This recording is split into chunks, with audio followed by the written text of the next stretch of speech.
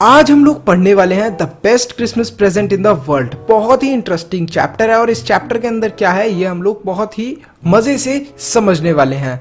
Before you read, आपको कुछ चीज़ें जो समझनी है इस चैप्टर को पढ़ने से पहले वो ये हैं कि जो हमारे लिए डेट्स होती हैं वो बहुत ज़्यादा इंपॉर्टेंट होती हैं। कुछ डेट्स ऐसी भी होती हैं जो अभी तक याद रखी जाती हैं, जिनमें से एक है 1914 का war between British and Germans और उसके बीच का एक इंसिडेंट जो कि बहुत इंटरेस्टिंग है, जिसको हम लोग इस चैप्टर के अंदर पढ़ने वाले हैं।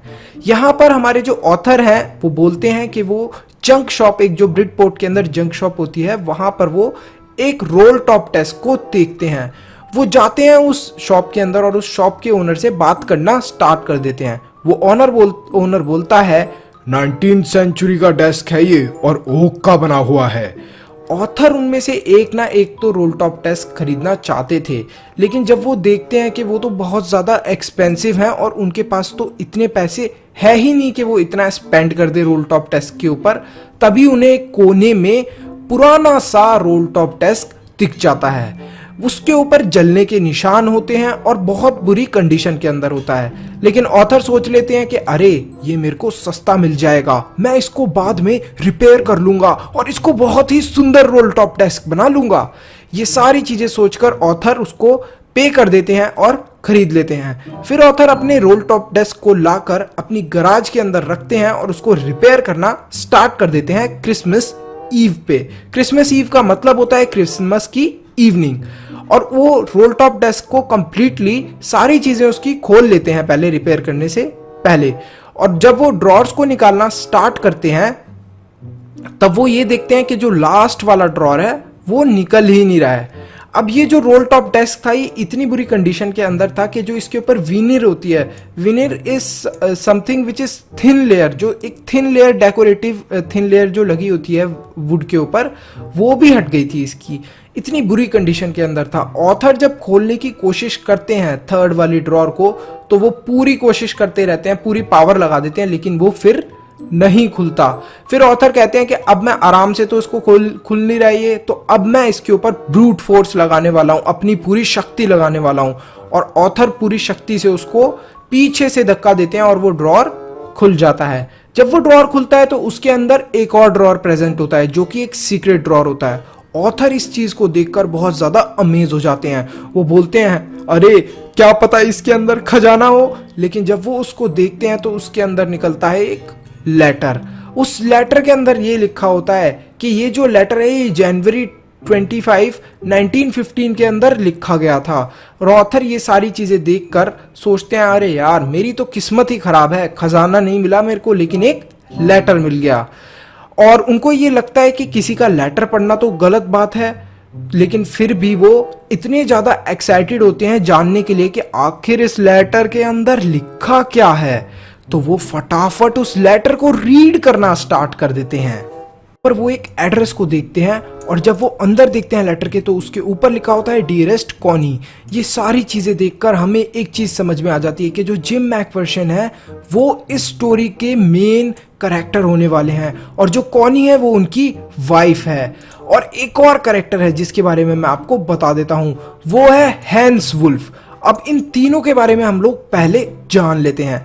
जो जिम मैकफर्शन होते हैं ये एक टीचर होते हैं, बहुत ज़्यादा अच्छे टीचर होते हैं, बहुत ब्रेव होते हैं, बहुत ही करेजियस होते हैं, बहुत ही अच्छे दिल के इंसान होते हैं, लेकिन ये वॉर पर चले जाते हैं अपनी आर्मी के साथ। ये अपनी आर्मी के लीडर होते हैं, यहाँ पर ये बताया गया है। जो कॉनी होती है वो उनकी वाइफ होती है, बहुत ही अच्छी होती है, और उसको वो लेटर लिखते हैं क्रिसमस के दिन, जिसके बारे में हम लोग अभी डिटेल में पढ़ने वाले हैं। और यहां पर हैंस वुल्फ होते हैं दूसरी आर्मी के लीडर, जर्मन आर्मी के लीडर होते हैं हैंस वुल्फ। और हैंस वुल्फ क्या होते हैं, हैंस वुल्फ एक ऑर्केस्ट्रा के अंदर काम करते हैं एज अ सेलो। सेलो क्या होता है, जैसे हम लोगों का गिटार होता है, इसी टाइप से एक इंस्ट्रूमेंट होता है जिसको वो बजाया करते थे।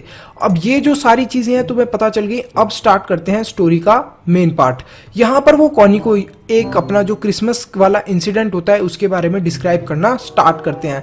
बोलते हैं मैं यहाँ पर बहुत अच्छे से रह रहा हूँ, मैं बहुत खुश हूँ, लेकिन आज एक इतनी अमेजिंग चीज हुई जिसके बारे में मैं तुम्हें बताना चाहता जाता हूं। मैं अभी भी सरप्राइज हूं कि क्या वो कोई सपना था या फिर सच था, क्या ऐसा सच में हुआ था। तो ये सारी चीजें जिम मैकफर्शन बताते हैं कॉनी को। धीरे धीरे करके वो बताना स्टार्ट करते हैं कि जब क्रिसमस की मॉर्निंग होती है तब वो देखते हैं कि दूसरी साइड से, मतलब फ्रिट्ज की साइड से उनको आवाज आती है। फ्रिट्ज कौन होते हैं? फ्रिट्ज होते हैं हमारे जर्मन शोल्डर की, जो भी जर्मन शोल्डर्स होते हैं उनका एक कॉमन नाम रखा हुआ होता है। मतलब जनरली उनको क्या बुलाते हैं? फ्रिट्ज।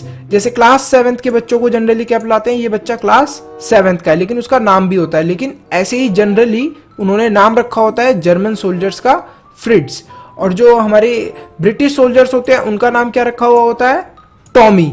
किन किन लोगों ने रखा होता है? जर्मन्स वालों ने उनका नाम टॉमी रखा हुआ होता है। वहां से आवाज आती है फ्रिट्ज की साइड से कि happy Christmas Tommy, happy Christmas Tommy. तो वो यहाँ पर टॉमी क्या बोल रहे हैं? टॉमी मतलब किसको इंडिकेट कर रहे हैं? हैप्पी मैरी क्रिसमस या फिर happy Christmas to to British army. यहाँ पर वो ये बोलना चाह रहे हैं। ये सारी चीजें देखकर बहुत ज्यादा वो सरप्राइज हो जाते हैं। उनको लगता है कि जरूर कोई ना कोई चाल है, क्योंकि उनके जो सोल्जर्स होते हैं वो उनकी तरफ बढ़ रहे होते हैं। काफी ज्यादा डर जाते हैं यहाँ पर ब्रिटिश आर्मी वाले। और यहाँ पर जिम मैकफर्शन को भी लगता है कि मेरे को कोई स्टेप लेना चाहिए क्या, इनके ऊपर हमला करना चाहिए क्या, कहीं इनकी कोई ये चाल तो नहीं है। लेकिन वो ये देखते हैं कि जितने भी जर्मन सोल्जर्स होते हैं उनके पास में कोई भी गन नहीं होती। ये चीज देखकर सारे ब्रिटिश आर्मी के सोल्जर्स सरप्राइज हो जाते हैं। वो बोलते हैं कि जरूर ये लोग क्रिसमस के दिन हमारे साथ एंजॉय करने के लिए आए होंगे, पार्टी करने के लिए आए होंगे, तो चलो हम लोग भी इनसे मिलकर आते हैं। ये सारी चीजें होती हैं और सारे सोल्जर्स उनसे मिलने के लिए चले जाते हैं। तभी जिम मैकफर्शन बैठे बैठे सोच रहे होते हैं, कहीं कोई मैंने गलत डिसीजन तो नहीं ले लिया जो लोगों को जाने दिया, हमारे सोल्जर्स को जाने दिया। कहीं ये कोई जर्मन्स की चाल तो नहीं, कहीं वो हमारे ऊपर हमला ना कर दें। लेकिन जब वो जाते हैं तो उनको समझ में आता है कि नहीं, ऐसा कुछ भी नहीं था जो वो सोच रहे थे चाल वगैरह के बारे में। जर्मन्स का मतलब स्मार्टनेस के बारे में ऐसा कुछ भी नहीं करा था जर्मन्स ने। वो उनको जनरली क्रिसमस उनके साथ सेलिब्रेट करने के लिए आए थे। ये चीज देखकर सब सोल्जर्स बहुत ज्यादा खुश हो जाते हैं। सभी अपनी अपनी राइफल्स एक साइड रख देते हैं और खाने पीने की चीजें खाकर एंजॉय करने लग जाते हैं। वहीं पे वो लोग एक अपनी जो फेमस जर्मन वाइन होती है जो ग्रेन से बनती है वो भी उनको पिलाना स्टार्ट करते हैं। सोल्जर्स बहुत ज्यादा एंजॉय करते हैं। इसी के बीच में वो मिलते हैं दूसरी आर्मी के लीडर हैंस वुल्फ से। जब जिम मैकफर्शन मिलते हैं हैंस वुल्फ से, तो हैंस वुल्फ जो होते हैं वो एक दूसरे से बात करने लग जाते हैं, खाने पीने लग जाते हैं और एंजॉय करने लग जाते हैं। हैंस वुल्फ और उनके बीच में डिस्कशन चल रहा होता है कि कितना अच्छा हो अगर ऐसे ही शांति से सारी चीजें निपट जाएं, और अगर हम लोग जो भी वॉर है वो गेम्स के थ्रू निपटा लें। तभी जितने भी आर्मी के सोल्जर्स होते हैं वो डिसाइड करते हैं कि अब हम लोग फुटबॉल खेलकर एंजॉय करने वाले हैं। सब लोग जो भी उनके कोट्स होते हैं ग्रे कलर के, उन्हें निकाल कर क्या बना लेते हैं? गोल कीप बना लेते हैं। जो गोल का होता है वो बेसिकली वो लोग बना लेते हैं दोनों साइड से। यहाँ पर जब वो लोग अपना गेम खेलना स्टार्ट करते हैं तभी उसके बीच में जो जिम मैकफर्शन होते हैं और जो हैंस वुल्फ होते हैं वो अपनी बातें कर रहे होते हैं। यहीं पर हैंस वुल्फ बताते हैं कि मैं तो क्या बोलते हैं, मैं तो ऑर्केस्ट्रा में सेलो प्ले करता था। और यहाँ पर जिम मैकफर्शन बताते हैं कि मैं तो टीचर था, अब मैं वापस जाऊंगा अपनी वाइफ के पास। सारी चीजें इस चीज के बीच में बातें हो रही होती हैं। यहीं पर देखते ही देखते मैच खत्म हो जाता है फुटबॉल का और पता चलता है कौन जीता होगा। सोचो, जर्मन आर्मी जीत गई थी फुटबॉल का मैच। ये चीज देखकर जो ब्रिटिश आर्मी के जितने भी सोल्जर्स थे उनके मुंह लटक जाते हैं। लेकिन हैंस वुल्फ उनको चीयर करने के लिए बोल देते हैं, उनको खुश करने के लिए बोल देते हैं कि नहीं नहीं, तुम्हारा गोल जो था वो काफी ज्यादा बड़ा था, तुम्हारा गोल कीप काफी बड़ी थी और जो हमारी गोल कीप थी वो इतनी बड़ी नहीं थी एज कम्पेयर टू योर्स। तो ये चीज वो इसलिए बोल देते हैं जिससे कि उनको बुरा ना लगे ब्रिटिश आर्मी को। यहीं पर ये सारी चीजें होते होते दोनों आर्मीज के जितने भी सोल्जर्स होते हैं और लीडर्स होते हैं समझ जाते हैं कि अब बहुत देर हो गई है और उन्हें वापस अपनी जगह पर जाना चाहिए। उन्हें वापस वहीं पे जाना चाहिए जहां से वो फाइट कर रहे थे। तो वो दोबारा अपनी अपनी जगहों पे वापस आ जाते हैं। लेकिन जब वो वापस आते हैं अपनी अपनी जगहों पे, तब देखते ही देखते वो रात हो जाती है। और रात हो जाती है तो वहां पर कैरल्स गाना स्टार्ट करते हैं। कैरल्स का एक टाइप का जो सॉन्ग हो जाता है, हम लोग सॉन्ग बोल सकते हैं, जो क्रिसमस वाले दिन गाया जाता है वो होता है। तो वहां से देखते हैं वो जर्मन आर्मी के सोल्जर्स कैरल्स गा रहे हैं। यही चीज सुनकर जो ब्रिटिश आर्मी के जितने भी सोल्जर्स होते हैं वो भी गाना स्टार्ट कर देते हैं, और एक तरीके का कंपटीशन, एक तरीके का कॉम्पिटिटिव स्पिरिट के अंदर दोनों साइड से कैरल्स गाई जाती हैं। काफी सब सारे जितने भी सोल्जर्स थे एंजॉय कर रहे होते हैं इन सब चीजों को, काफी अच्छा लग रहा होता है उन्हें। और यहाँ पर क्या होता है फिर, यहाँ पर ये सारी चीजें होने के बाद ये होता है कि सारे सोल्जर्स को एक चीज़ समझ में आ जाती है कि ऐसा तो चलने नहीं वाला है, शायद अब ये सारी चीज़ें ख़त्म हो जाएं, आज के दिन जो हुआ वो तो हो गया, लेकिन ऐसा बार बार नहीं होने वाला है। तो यही चीज़ सुनते सुनते सब सोल्जर्स शांत हो जाते हैं, और यहाँ पर हमारा जो मेन पार्ट था स्टोरी का वो ख़त्म होता है, जो लेटर वाला पार्ट है वो ख़त्म होता है। यहाँ पर अब ये भी बताते हैं जिम मैकफर्शन के ये जो क्रिसमस है, अगले साल जब मैं क्रिसमस सेलिब्रेट करूँगा तो शायद जो ये वॉर है इसकी सारी मेरे पास बैड मेमोरीज होंगी। सबसे टेरेबल जो मेरी ज़िंदगी के भयानक जो मेमोरीज रहेंगी वो वॉर की रहेंगी। ये सारी चीज़ें वो बोलते बोलते ये भी बोलते हैं कि जो दोनों साइड की आर्मीज़ हैं वो दोनों साइड की आर्मी शांति चाहती हैं, लड़ाई नहीं चाहती। ये कैसे पता चलता है, ये कैसे आइडिया लगाते हैं हमारे जिम मैकफर्शन, ये ऐसे आइडिया लगाते हैं क्योंकि जब क्रिसमस वाले दिन दोनों आर्मीज एंजॉय कर रही थी तो उसी चीज़ से समझ में आता है कि लड़ाई और जंग कोई नहीं चाहती थी दोनों आर्मीज में से, और वो ये प्रे करते हैं कि बहुत ही जल्द हम लोग एक साथ हो जाएंगे।